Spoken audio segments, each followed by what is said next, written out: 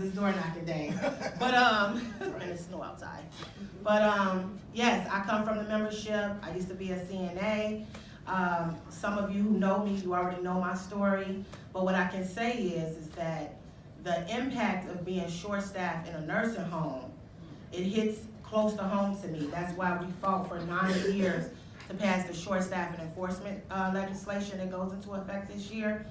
This is groundbreaking legislation because it actually holds the owners accountable for short staffing the workers and the seniors.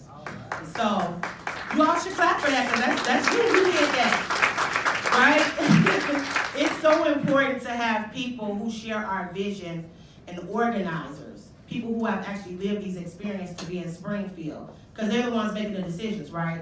And so we're literally cutting out the middleman and putting one of our very own in the legislature, right? And so I know from my personal experience that door knocking is not that easy, but it is something that's natural. And people on the west side in particular, they appreciate seeing their candidate on the door.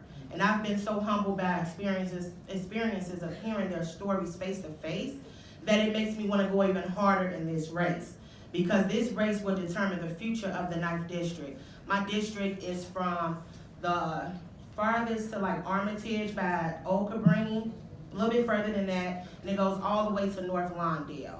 And so we're servicing communities with different backgrounds, different economic backgrounds, and the west side of the district, the west side in the district is deprived of many resources, right? Most of our resources are going towards the north side with the fancy storefronts, apartment buildings, and it's just too expensive for folks to live. I mean, you have a studio apartment for $2,000. Who can afford that?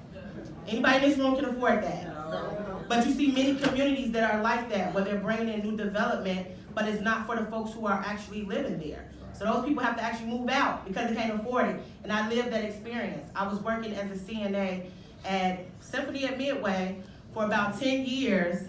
And I want to say, and I used to be a steward.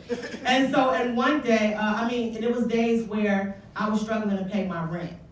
I was paying, I want to say at that time, $700. I was making $8.42 an hour. And at 10 years, I was only at $10.35. So yeah, I know what it's like to work doubles, multiple jobs, and still can't make ends meet, and that's a problem, and we have to change that. That's right. We have to pass a fair tax to make sure that the most wealthy are paying their fair share. We have to lift the ban off rent control to make sure that folks who are low-income families can afford their rent, and they don't have to worry about their landlord going up on their rent because they're being greedy, right? We have to make sure that we continue to regulate these nursing homes. And I'm the biggest threat in this race, I just want to let you know. Now, those nursing home owners know I'm coming, right? I know what they're about. I've fought against them for years, and I've proven with my track record that I cannot be bought. There's nothing that they can say to trip me up, because I have a team of people who are going to support me while I'm in Springfield, and I'm praying I have you all behind me. So this race is really important. And it is crucial to get out on those doors and talk to people because they don't know me. So getting my name out there, viability, people seeing you all in SEIU Healthcare Illinois is going to be really important. So I am asking that today, if you can you please go and knock with the canvassers who are already out to get my name out there. Because we have 8 weeks until Election Day on March 17th, and we need our very own in Springfield. So, that's all. Any questions? Any questions for anybody? Comments? Comments? No? I got something to say. Who that back there? I got my